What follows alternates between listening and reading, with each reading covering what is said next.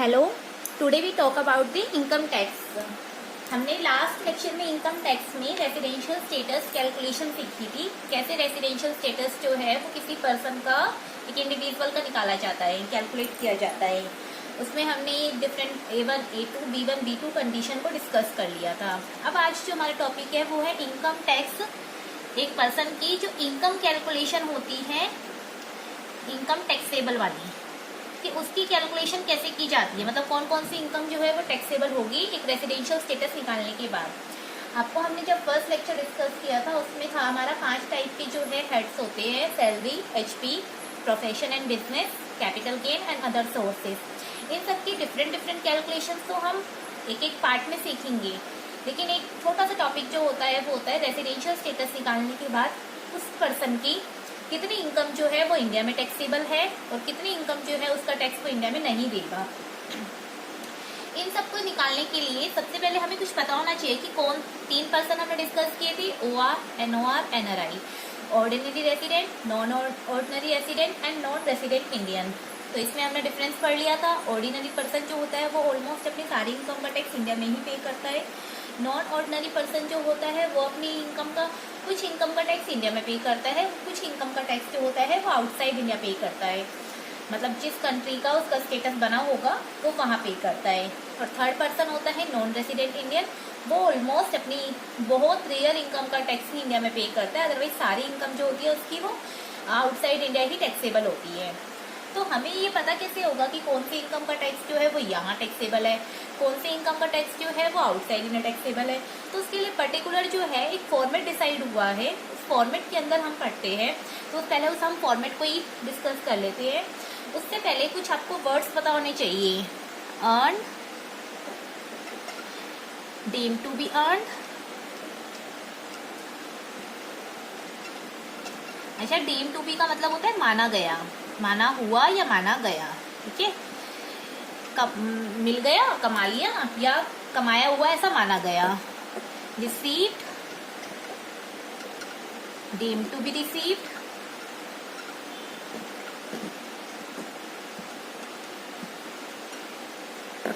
Accrued, deem to be accrued.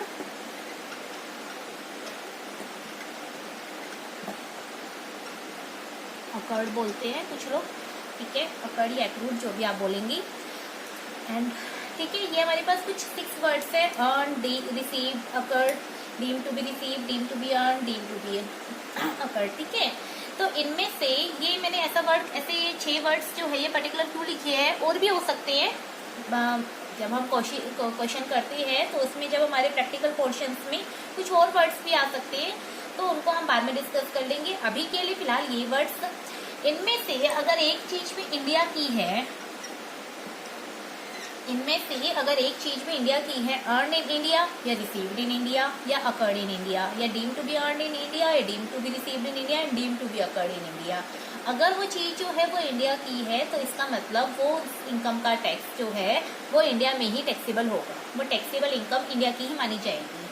ये जो 6 words हैं ये आपको ध्यान रखने हैं कि कैसे हम इनकम कैलकुलेशन में इन वर्ड्स का यूज करेंगे, ठीक है। एक बारी पहले ये वर्ड्स आप माइंड में रखिए, उसके बाद हम देखते हैं कि कैसे हम उनका यूज करेंगे।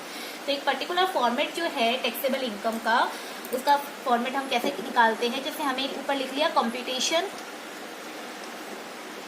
Of total taxable income.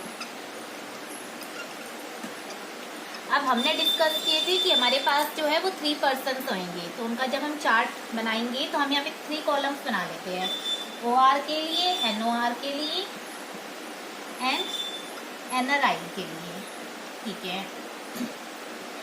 अब हम इनमें से क्रॉस और राइट टिक करेंगे कि कौन सी इनकम जो है वो पर्सन के लिए यहाँ टैक्सेबल है, कौन सी इनकम यहाँ टैक्सेबल है, कौन सी इनकम NRI के लिए यहाँ इंडिया में टैक्सेबल है, ठीक है। तो हम जो है कुछ इनकम्स की हेडिंग्स लिख रहे हैं, यहाँ पे जो है वो पर्टिकुलर्स है। आप इस पर्टिकुलर्स को माइंड में सिर्फ लर्न करेंगे, माइंड में इसको याद रखेंगे, और जब क्वेश्चंस करेंगे हम, तो ये क्वेश्चंस में ये लाइंस आपको यूज करनी है, ठीक है। यहाँ पे एक तरीके से रुपए रहेंगे, मतलब अमाउंट रहेगी। मैं यहाँ पे ₹, लिखने की बजाय विद एग्जाम्पल बाद में इसको बता देंगे। अभी सिर्फ क्रॉस और टिक ये ऐसे निशान लग रहेंगे इसके। तो फर्स्ट जो है हमारे पास 5 हेड होते हैं, salary, HP, PGBP, capital gain and other sources, ठीक है ना। तो फर्स्ट जो है हम वो सैलरी से डिस्कस कर रहे हैं, सैलरी रिलेटेड पॉइंट डिस्कस कर रहे हैं। अब अभी जो आपको 6 वर्ड्स बताए उन 6 वर्ड्स को आपको याद रखना है। वो 6 भी हो सकते हैं, 8 भी हो सकते हैं, इससे ज्यादा भी हो सकते हैं, या फिर उनको आप क्रॉस मल्टीप्लाई करके कितने जोड़े बना सकते हो, कि कितने पेयर्स यूज कर सकते हैं। तो मैंने लिखा सैलरी अर्नड इन इंडिया, रिसीव्ड आउटसाइड। अब हमें देखना है कि ये ओआर के लिए इनकम टैक्सेबल है। जैसे मैंने एक एग्जांपल ले लिया, मिस्टर राम है, उसके पास सैलरी है 50,000 रुपीज की, उसको अर्न इन इंडिया, ये पूरी स्टेटमेंट बोली जा रही है साथ में। मिस्टर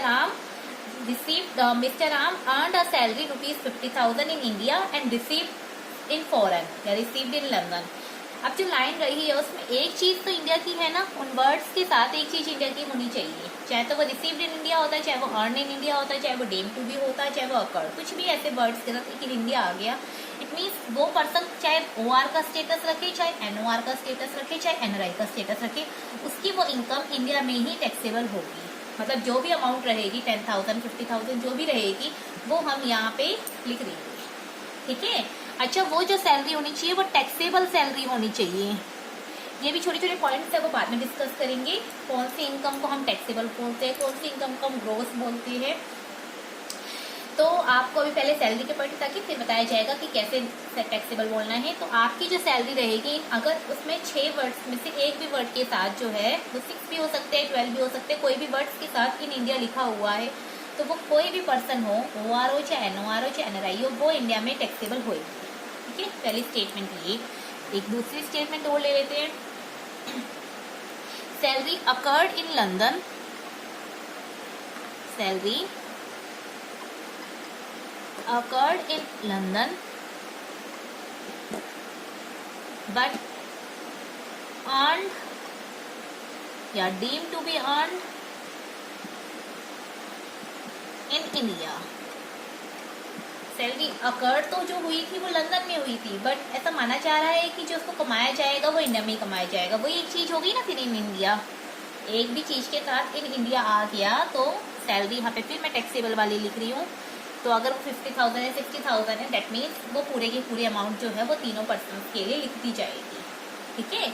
ऐसे ही हम और भी पार्ट्स बना सकते हैं, जैसे deem to be accrued in India, outside receive, तो सभी इन इंडिया। मीन्स आप उन वर्ड्स को आगे पीछे करके जो है वो यूज करोगे। पर्टिकुलर एक भी चीज इंडिया में दिख गई, उन वर्ड्स के साथ इन इंडिया दिख गया, तो वो कोई भी पर्सन का स्टेटस हो, ओआर चाहे एनओआर चाहे एनआरआई, वो तीनों इनकम जो है, मतलब वो तीनों पर्सन के लिए वो जो इनकम है वो इंडिया में ही टैक्सेबल होगी, ठीक है। अब बात आती है सैलरी की। तो देखिए, जो अगर ग्रोथ सैलरी लिखा हुआ है, ये एक नोट है, जब हम फॉर्मेट कर रहे हैं तो ये नोट है, ठीक है। नोट को आप लोग अगर एक साथ साथ नोट करते हैं तो नोट को आप लोग नीचे नोट करेंगे। मतलब अगर मैं आपको 15 स्टेटमेंट बताऊंगी तो 15 स्टेटमेंट के बाद हर किसी का पार्ट के लिए अलग अलग नोट आप सेपरेट पेज पे बना लेना।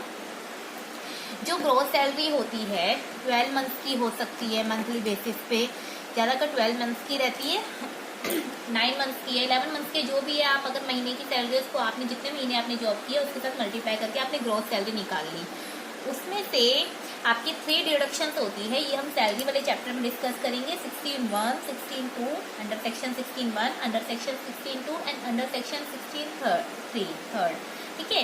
उसमें से मैं आपको अभी बता देती हूँ, एक जो सेक्शन है अंडर सेक्शन 16(1), ये आपका 50,000 जो रुपीज है ये लेस होगा ही होगा, ठीक है। ये आपको 50,000 रुपीज जो है ये मेडिकल एक्सपेंसेस के लिए, ट्रांसपोर्ट एक्सपेंसेस के लिए, इन सब चीज़ों के लिए मिला के जो है पर्सन को गवर्नमेंट कहती है जो भी आपकी पूरी एनुअल सैलरी है, आपकी जितनी भी एनुअल सैलरी है उसमें से आप 50,000 रुपये पे हमें टैक्स नहीं दोगी। मतलब 50,000 रुपये आप अपने इन खर्चों के लिए रखती है। वो खर्चे क्या क्या आते हैं उसको हम बाद में डिस्कस करेंगे। अभी सिर्फ ये है, ये स्टैंडर्ड डिडक्शन है। मतलब स्टैंडर्ड डिडक्शन का मतलब ये 50 से ज़्यादा नहीं होगा, 50 से कम नहीं होगा, 50 ही फिक्स रहेगा। किसी की सैलरी 40,000 है उसमें से 50,000 ऐसा नहीं होता, सैलरी कभी नेगेटिव नहीं होती। और किसी की सैलरी जो है वो 40,000 हो ही नहीं सकती पूरे साल की, क्योंकि हमारे इंडियन नॉर्म्स के अकॉर्डिंग 9,000 10,000 रुपये सैलरी तो मंथली रहेगी, ठीक है। इट मीन्स आपको 1 लाख रुपए से ऊपर तो मिलता ही मिलता है, तभी आप 50,000 माइनस कर सकते हो। तो जो भी सैलरी आएगी टैक्सेबल वो आपको यहाँ मेंशन करनी है। अगर वो ऑलरेडी नेट है, अगर वो ऑलरेडी क्या है, नेट सैलरी है या टैक्सेबल सैलरी है, नेट सैलरी है या टैक्सेबल सैलरी, डेट मीन्स आप उसको 50,000 दोबारा डिडक्ट नहीं करोगे, वो ऑलरेडी डिडक्ट हो चुकी है। तो पहले आप देख लेना अपनी, आपको ग्रॉस सैलरी दे रखा है, मंथली सैलरी दे रखा है, तो मल्टीप्लाई बाय आप 12 कर लोगी। अगर आपको वो नेट सैलरी या टैक्सेबल सैलरी वर्ड लिखा हुआ है या इनकम फ्रॉम सैलरी लिखा हुआ है, इनकम का मतलब है वो कटी पिटी है आपके पास, तो आप उसको फुल ऐसे ही मेंशन कर देंगे, ठीक है। अच्छा, ये जो है मैं इसके एक्सेप्टर नोट डाल रही हूँ। एक्सेप्टर नोट का मतलब अब इसमें आप लाइंस जो है और बना लेना, सैलरी अर्न इन इंडिया या deem to be earn in India, received anywhere, salary accrued in India, received outside, मतलब जितने भी वर्ड्स आप उसको कॉम्बिनेशन करके जो है वो अलग अलग बना लेना। अब बात आती है सैलरी ही वर्ड होगा सैलरी में या कुछ और भी हो सकता है। देखिए कमीशन, बोनस, ये सब चीजें भी जो होती है ये याद रखना है। अगर सैलरी है तो सैलरी, अगर सैलरी की बजाय जो है कमीशन, बोनस, ये लिख देते हैं वर्ड, कमीशन, बोनस, कोई अलाउंसेस, ये हम बाकी जो इनके बेसिक मीनिंग्स है वो बाद में डिस्कस करेंगे। अभी सिर्फ इतने इसके लिए परक्विजिट, पीएफ, प्रोविडेंट फंड्स, अगर इस टाइप की भी इनकम है तो वो भी सैलरी ही है। इस टाइप की इनकम है तो वो भी क्या है, सैलरी ही है। इट मीन्स हमें सैलरी के बहुत सारे पार्ट देखने को मिलते हैं। अभी के लिए सिर्फ आप इतना याद करिए, टैक्सेबल सैलरी जो है अगर वो 50,000 कटे पिटे है तो डेट मीन्स पूरा लिख देना है आपको एक वर्ड देख के इन इंडिया। और अगर नॉट मेंशन है तो आपके पास आप देख लेना ग्रोस सैलरी, तो उसमें से 50,000 माइनस करने हैं। अभी एक बात और आती है, अगर इन इंडिया में हो ही ना वर्ड, हमने सारे चेक कर लिए, इन इंडिया दिख ही नहीं रहा, सिर्फ वो दिख रहा है salary earned in London, earn जो हुई वो लंदन में हुई और रिसीव जो हुई वो पाकिस्तान में हुई या रिसीव जो हुई वो यूएसए में हुई, ठीक है। अर्न आपने लंदन में की थी, रिसीव यूएसए में। अब इसमें से तो एक भी वर्ड इंडिया में नहीं दिखा, एक भी वर्ड इंडिया में नहीं दिखा, तो वो इनकम सिर्फ ओआर के लिए टैक्सेबल होगी, बाकी लोगों के लिए इंडिया में टैक्सेबल वो नहीं होगी। मतलब बाकी पर्सन जो है वो इंडिया में टैक्स नहीं देंगे। ऑर्डिनरी रेसिडेंट 4% बताया था, जो ज्यादा समय अपना इंडिया में बिताता है तो वो कहीं से भी इनकम कमाए, कितनी ही इनकम कमाए, उसका फुल टैक्स जो लगेगा वो इंडिया में ही लगेगा, ठीक है। ओआर पर्सन एक ऐसा पर्सन है, चाहे वो कहीं से भी इनकम कमाए, कितनी भी इनकम कमाए, उसका जो टैक्स लगेगा वो इंडिया में ही लगेगा, उसकी फुल इनकम का टैक्स। एक बात और आ जाती है, अगर ऐसा ही वर्ड हो रिसीव्ड यूएसए, ठीक है, और उसमें से हाफ जो है वो पार्ट जो है वो ब्रिंग इन इंडिया, ऐसा लिख दिया, हाफ पार्ट जो है वो bring in India, half part जो है वो इंडिया में ले आए, तो ओआर तभी फुल पे देगा। लेकिन ये लोग जो है ये हाफ हाफ पे देंगे, समझ गई। अगर 90,000 है तो 40, ये तो 90,000 ही लेगा पूरे, और ये लेंगे 45,000 टैक्सेबल में और 45,000 टैक्सेबल, ठीक है। तो आपको 4 चीजें बताई गई है। एक तो बिल्कुल प्योर यस, प्योर यस में आपको वर्ड्स के कॉम्बिनेशन ध्यान रखने हैं। एक सिर्फ ओआर देगा, एनओआर और एनएलआई कम नहीं देंगे, कोई भी वर्ड इंडिया में नहीं दिखा है। एक कुछ भी पार्ट 1/4 हो, 1/2 हो, 1/3 हो, जो भी है, तो जितना पार्ट जो है एनओआर और एनएलआई जो है वो पर्सन इंडिया में ला रहे हैं, उतने के लिए वो इंडिया में टैक्सेबल है, बाकी चीजों के लिए वो इंडिया में टैक्सेबल नहीं है। ओआर हमेशा फुल के लिए इंडिया में टैक्सेबल होता है, ठीक है।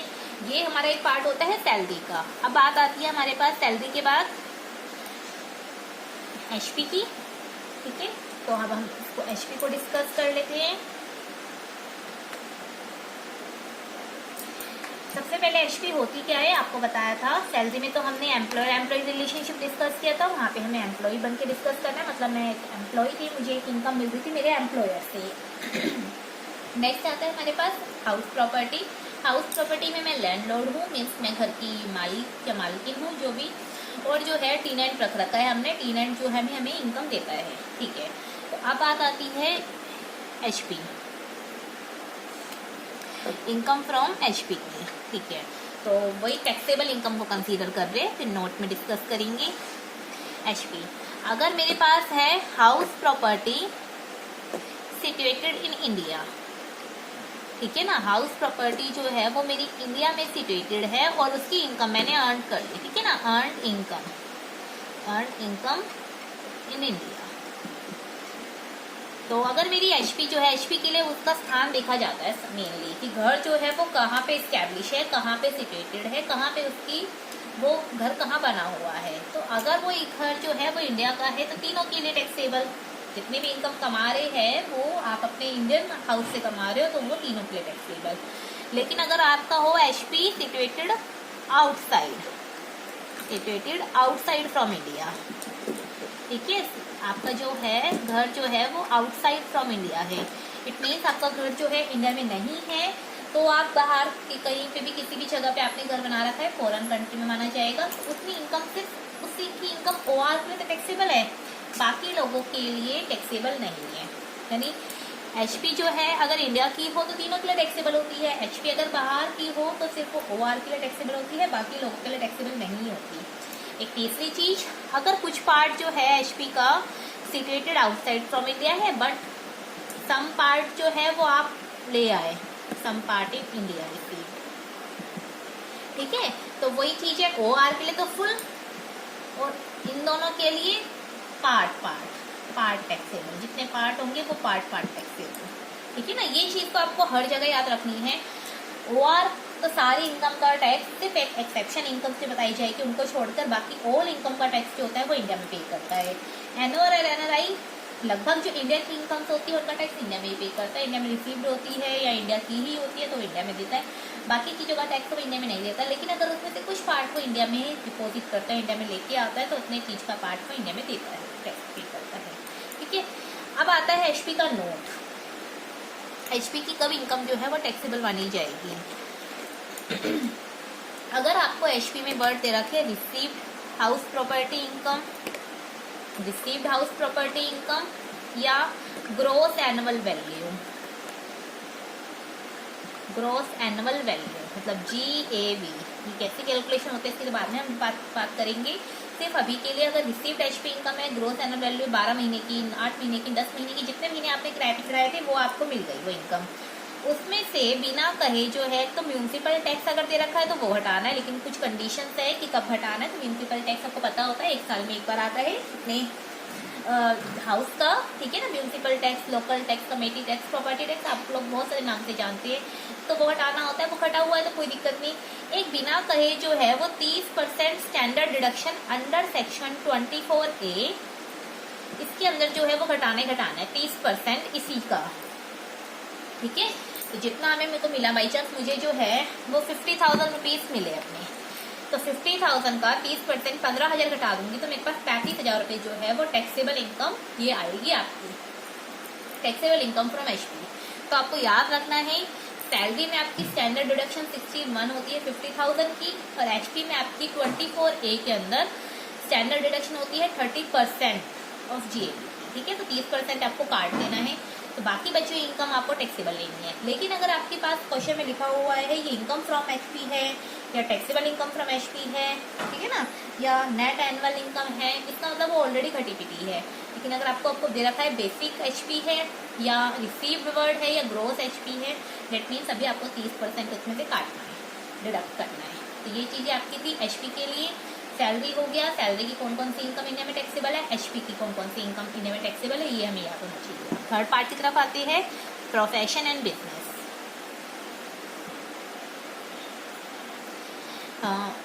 इसमें हम लैंडलॉर्ड थे, अब प्रोफेशन एंड बिजनेस है। पहले हम बिजनेस डिस्कस कर लेते हैं। बिजनेस में हम ओनर हैं, हम कोई प्रोडक्ट सेल कर रहे हैं, हम कोई गुड्स सेल कर रहे हैं, या फिर हम कुछ भी मैन्युफैक्चर हो सकते हैं, कुछ भी हो सकते हैं जिसमें हम अपने गुड्स को किसी को सेल कर रहे हैं। प्रोफेशन में हम गुड्स नहीं, हम सर्विसेज रेंडर करते हैं।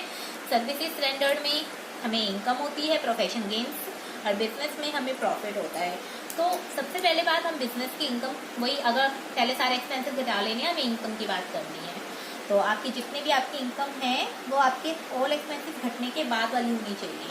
अब बात आती है कैसे इनकम को हम इंडिया में टैक्सेबल लेंगे। तो टैक्सेबल, अभी बिजनेस पढ़ रहे हैं हम, है तीसरी चीज, लेकिन तीसरे का फर्स्ट पार्ट है taxable business income.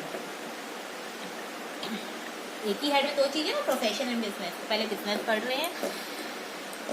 Income from business,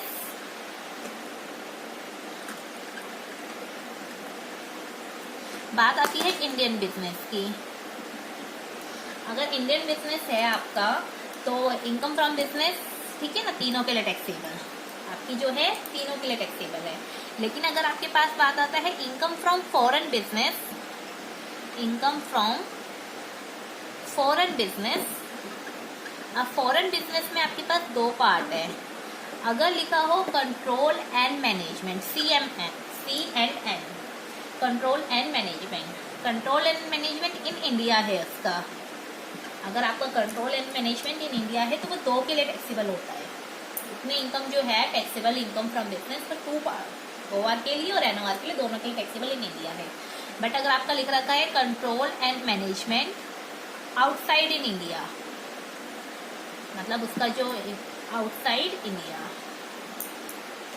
तो अगर कंट्रोल एंड मैनेजमेंट भी बाहर है तो पहली बात वो फॉरेन बिजनेस भी बाहर का, और कंट्रोल एंड मैनेजमेंट भी बाहर का, तो सिर्फ वो OR के लिए होगा, बाकी लोगों के लिए वो नहीं होगा।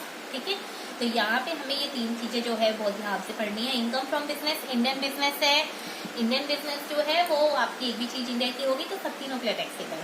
लेकिन कंट्रोल मैनेजमेंट इन इंडिया का हो फॉरेन बिजनेस में OR के लिए taxable, control management outside India का हो OR के लिए टैक्सेबल, NOR और NRI के लिए टैक्सेबल नहीं होगा। ठीक है, बाकी वो ब्रिंग इन पार्ट वगैरह के लिए वही सेम चीजें हैं, जितना पार्ट आप इंडिया में ले आओगे उतनी चीज वो इंडिया में टैक्सेबल, अदरवाइज वो चीजें इंडिया में टैक्सेबल नहीं है। सेम ऐसे ही अगर हम प्रोफेशन की बात करें, इसका भी पार्ट ले लेते हैं, प्रोफेशन।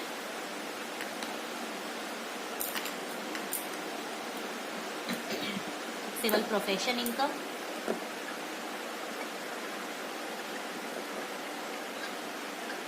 तो प्रोफेशन जो है taxable profession income, profession gain income जो भी होगी, अगर वो इन इंडिया की है, आपने सर्विसेज जो रेंडर्ड की थी, सर्विसेज जो रेंडर्ड की थी वो इन इंडिया की थी तो वो तीनों के लिए टैक्सेबल है। ठीक है ना, और सर्विस आउटसाइड इंडिया की थी, आउटसाइड इंडिया की थी तो एक के लिए तो टैक्सेबल है, ये बाकी लोगों के लिए नहीं। लेकिन अगर कुछ ब्रिंग पार्ट है तो जितना भी पार्ट है OR के लिए तो फुल, और ये एज पर पार्ट टैक्सेबल। ठीक है, ये चीजें जो है हमें याद रखनी है। उसमें हमें बिजनेस में कंट्रोल एंड मैनेजमेंट से याद रखना है फॉरेन इनकम का, और बाकी चीजों के लिए जैसे आप याद करते हो वैसे। ठीक है, अब नेक्स्ट चीज आती है हमारे पास टैक्सेबल इनकम, प्रोफेशन गेन हो गया हमारे पास, एक ही हेड के दो पार्ट थे ये। अब बात आती है कैपिटल गेन की। ठीक है, अगला जो इसमें जो चीज रहेगी वो रहेगी आपके पास कैपिटल गेन। तो कैपिटल गेन को डिस्कस कर लेते हैं हम। टैक्सेबल कैपिटल गेन, ठीक है, शॉर्ट टर्म या लॉन्ग टर्म वो कोई भी गेन हो सकता है, मैं दोनों को लेके चल रही हूँ, शॉर्ट टर्म या long term. After set of होने के बाद ये सब चीज़ें तो बात की बात है, जिसे हम नॉर्मली डिस्कस कर रहे हैं। वही चीज़ अगर आपकी कोई भी आपने जो भी एसेट्स बेची है, मतलब वो चीज़ जो इंडिया से बिलोंग करती थी तो उसका अगर कैपिटल गेन होगा तो वो इंडिया का, तो वो तीनों चीज़ इंडिया में टैक्सेबल। और अगर जो आपने एसेट्स है वो बिलोंगिंग इन इंडिया थी और आपने बेची आउटसाइड इंडिया है, कोई बात नहीं, तब भी वो तीनों के लिए टैक्सेबल। लेकिन वो एसेट्स जो थी वो बिलोंगिंग आउटसाइड थी, ठीक है ना, और आपने बेची भी सिर्फ आउटसाइड ही, तो वो एक के लिए टैक्सेबल, बाकी लोगों के लिए नहीं। और अगर वो बिलोंगिंग आउटसाइड थे, बेची आपने इंडिया में, तब भी तीनों के लिए टैक्सेबल। ठीक है, तो आपको ध्यान रखना है कि OR तो हर चीज़ में फंसता है, NOR और NRI कब नहीं फंसते हैं, जब उनका पार्ट इंडिया में नहीं मिलता है, नहीं रिसीव होता है। ठीक है, कैपिटल कोई कोई स्पेसिफिक चीज़ ऐसी नहीं है, ऑलमोस्ट कैपिटल गेन जो होता है वो ये देखा जाता है कि उसके पैसे कहाँ पे आपको लेके आ रहे हो या कहाँ पे आपको मिल रहे हैं।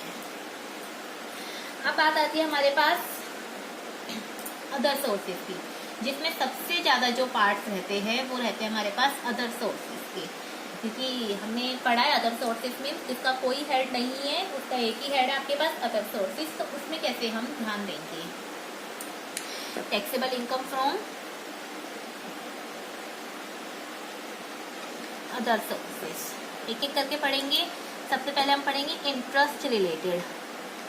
अच्छा, इंटरेस्ट दो टाइप के हो सकते हैं, बैंक के और सिक्योरिटीज लाइक डिबेंचर्स, बॉन्ड्स, इस टाइप के, डिबेंचर्स, बॉन्ड, इस टाइप के।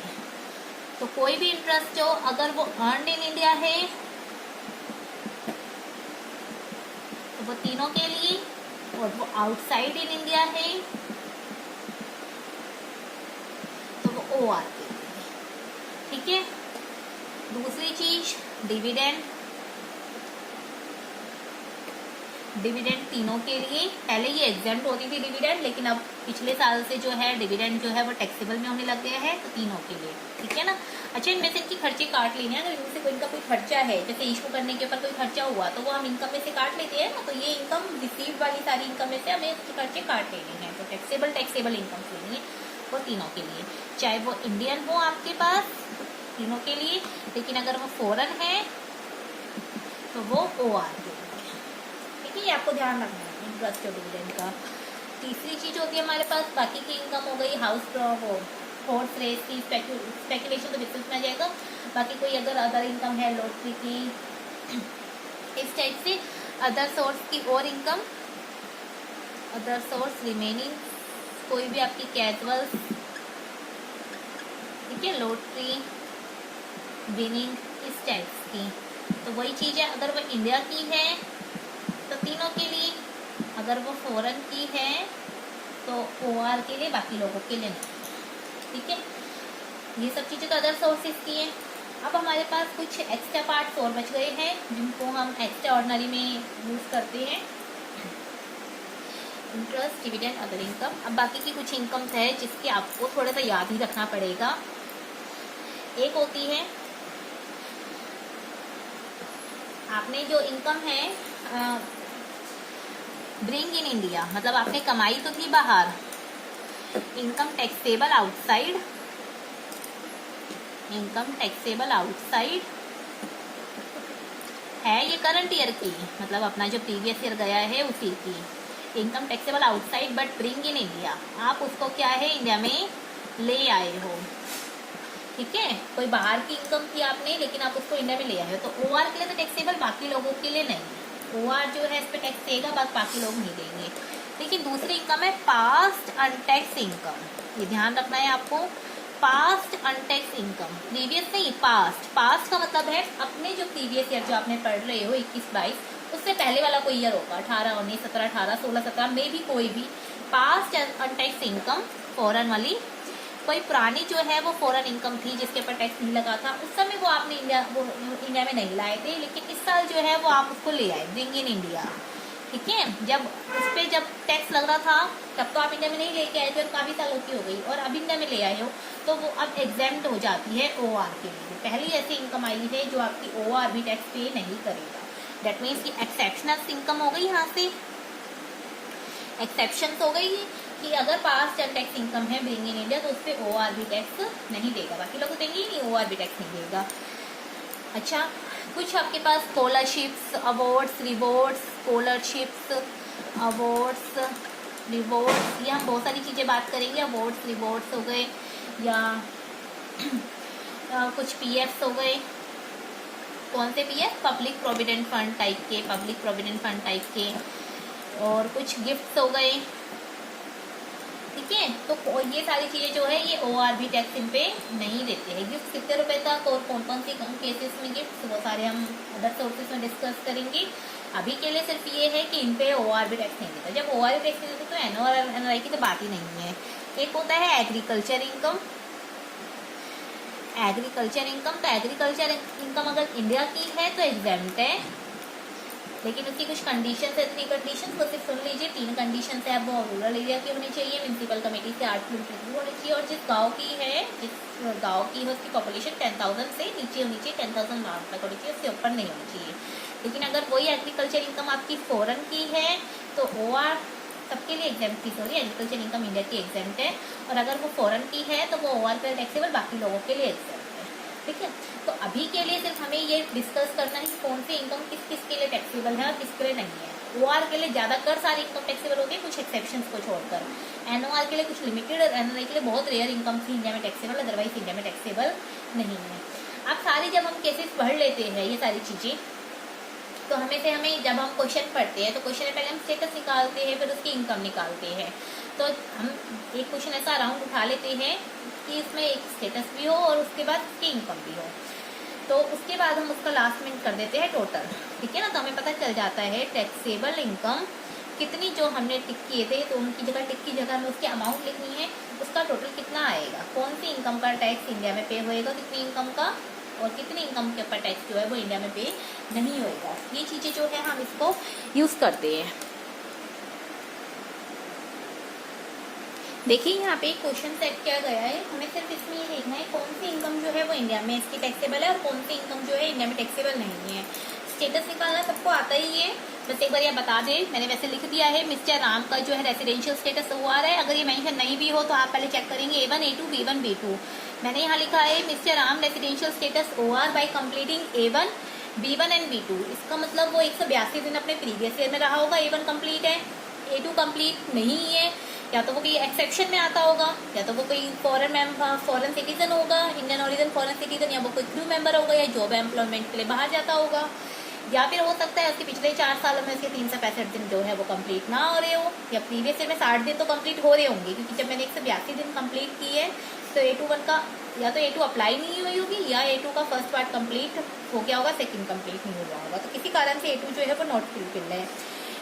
बेसिक का एक हो, एडिशनल की दोनों हो। पिछले 10 सालों में कोई भी 2 साल इंडिया में पूरे और पिछले 7 सालों में 730 दिन इंडिया में पूरे, तो ये चीज़ें कंप्लीट है, इसका मतलब वो पर्सन जो है वो OR है। ये आपको माइंड में बिल्कुल अच्छे से याद कर लेनी है। चारों condition A1 A2 B1 B2 OR के लिए होती है। बेसिक की कोई एक, ज़्यादा से ज़्यादा 2 भी हो सकती है, लेकिन एडिशनल की दोनों तो वो OR के लाता है।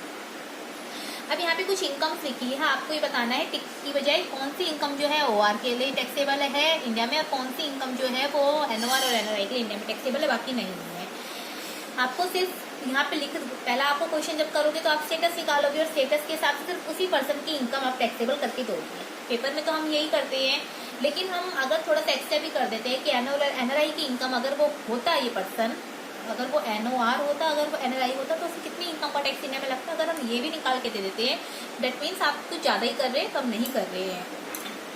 तो एक बार क्वेश्चन डिस्कस करते हैं। इनकम फ्रॉम सैलरी, पहली बात तो ये कटिपिटी है आपके पास, मतलब 50,000, इसमें से 16,1 डिडक्शन जो है वो ऑलरेडी माइनस हो चुकी है। तो income from salary 10,000 earned in India, एक भी चीज़ इंडिया की है, वो कुछ वर्ड्स बताए थे उनमें से कोई भी इंडिया की हो, रिसीव चाहे आपको कहीं हो रही हो, रिसीव लंदन में है तो आपके 10,000 रुपये OR भी टैक्स देगा इंडिया में, NOR भी और NRI भी। ये टैक्सेबल इनकम है। पहले हम इनकम देखते हैं कितनी आई है, फिर इनकम की स्लैब में देखते हैं कौन सी स्लैब हम कहाँ मेंशन करेंगे। अभी कुछ बेसिक है बस। इनकम फ्रॉम HP, ये भी यानी आपके 30% जो है वो स्टैंडर्ड डिडक्शन लग चुकी होगी। Income from HP 10,000 in India, earned in USA। Property जो है वो हरियाणा की है, अभी बताया HP के लिए प्रॉपर्टी देखते हैं। Property Haryana, Haryana means India, India की है। आपने रिसीव्ड, आपने अर्नड, आपने कहीं भी की है, लेकिन आपकी प्रॉपर्टी हरियाणा की है, तो फिर ये तीनों के लिए 10,000, 10,000 और 10,000। Income from London business, foreign business है। फॉरेन बिजनेस का कंट्रोल एंड मैनेजमेंट अगर इंडिया में हो तो 2 के लिए, और अगर कंट्रोल एंड मैनेजमेंट एक इंडिया में ना हो कि फॉरेन में हो तो सिर्फ 1 के लिए। तो ये C&M जो है वो कानपुर है। कानपुर मीन्स आपका इंडिया, यूपी में आ गया, ठीक है। तो यस, हाँ यूपी में हो गया। तो आपका जो है आपका 50,000 जो है कंट्रोल मैनेजमेंट इंडिया होने के कारण OR के लिए टैक्सेबल इंडिया में, और NOR के लिए भी, NRI के लिए डैश, मतलब वो इंडिया में टैक्सेबल नहीं है। Income from sale of gold in India, India में सेल कर रहे हैं आपने गोल्ड, कैपिटल गेन की इनकम है 10,000 रुपये यहाँ पे, 10,000 रुपये यहाँ पे और 10,000 रुपये यहाँ पे, ठीक है। Income from saving bank, interest of SBI, और इन इंडिया SBI की ब्रांचेस तो ऑल ओवर है, बट आपने प्राप्त कहाँ किया उसका सेविंग बैंक इंटरेस्ट जो है स्टेट बैंक ऑफ इंडिया का इंडिया में ही प्राप्त किया है, तो ये भी 10,000 पूरे यहाँ पे, ठीक है। तो अब हम इसका जब टोटल करेंगे तो 10, 20, 20 और 70, 80, 90,000 की इनकम का टैक्स इंडिया में देगा OR, ये भी फुल आया आपका। 90,000 की टैक्स ये भी इंडिया में देगा। 10, 10, 10, 10, 40,000, ये 40,000 की इनकम का टैक्स इंडिया में देगा। वैसे तो ये तीनों स्लैब भी जो है वो 2.5 लाख रुपए से नीचे है, तो इनमें से इनकी इनकम का टैक्स जो है वो नहीं लगेगा। फिर भी अगर कोई पूछे कि टैक्सेबल इनकम इन इंडिया कितनी हुई है उसकी प्रीवियस ईयर में, तो टैक्सेबल इनकम जो है उस पर्सन की मिस्टर राम की वो 90,000, 90,000 और 40,000। इससे हमारा जो है एक रेसिडेंशियल स्टेटस चैप्टर कंप्लीट हो जाता है। रेसिडेंशियल स्टेटस कैलकुलेशन करना, A1 A2 B1 B2 निकालना, और रेसिडेंशियल स्टेटस कैलकुलेट करने के बाद उसकी टैक्सेबल इनकम कैलकुलेट करना। 2 पार्ट होते हैं लगभग इसके। आपके अगर कोई भी आप बुक प्रेफर कर रहे हो तो 22 क्वेश्चन या मतलब 20 लगभग क्वेश्चन जो होते हैं उसमें, तो आप आधे क्वेश्चंस में तो सिर्फ स्टेटस ही कैलकुलेट करते हो और आधे क्वेश्चंस में उनकी इनकम कैलकुलेट करते हो। चैप्टर काफ़ी इजी हो जाता है अगर आपने सारी कंडीशन माइंड में बिठा रखे तो A1 A2 B1 B2 apply करके आप स्टेटस निकाल सकते हो। और अगर आपने ये सारी स्टेटमेंट्स जो है कंडीशन से आप निकालो कि status A1 A2 B1 B2 से आप स्टेटस निकालते हो। और सारी जो स्टेटमेंट्स है जो ये पर्टिकुलर्स लिखाए थे, कौन सी इनकम इंडिया में टैक्सेबल, कौन सी इनकम इंडिया में टैक्सेबल नहीं, तो OR NOR NI के लिए आपको सिर्फ वो स्टेटमेंट माइंड में रखनी है, उससे आप अपनी इनकम टैक्सेबल कैलकुलेशन निकाल सकते हो। ठीक है, आप अभी के लिए सिर्फ इतना ही, आगे आपको अगर बुक प्रेफर कर रहे हो तो उसके कुछ क्वेश्चन आप माइंड में कर लेना। ठीक है, थैंक यू।